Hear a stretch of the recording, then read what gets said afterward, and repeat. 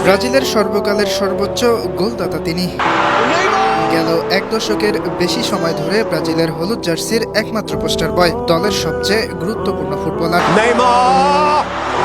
অথচ সেই নেইমার জুনিয়রকেই 2026 বিশ্বকাপে দেখতে চায় না ব্রাজিলের 41% মানুষ। ব্রাজিলের জনমত জরিপকারী প্রতিষ্ঠান ডাটা ফলোর জরিপে উঠে এসেছে এই তথ্য। 41% না চাওয়ার বিপরীতে অবশ্য 48% নেইমারকে বিশ্বকাপ দলে দেখতে চায়।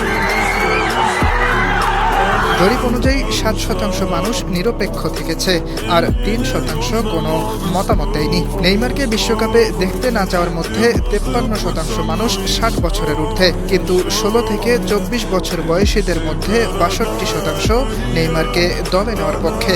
অর্থাৎ তরুণরা নেইমারকে ব্রাজিলের ষষ্ঠ বিশ্বকাপ জয়ের জন্য গুরুত্বপূর্ণ মনে করলেও বয়স্করা তেমনটা মনে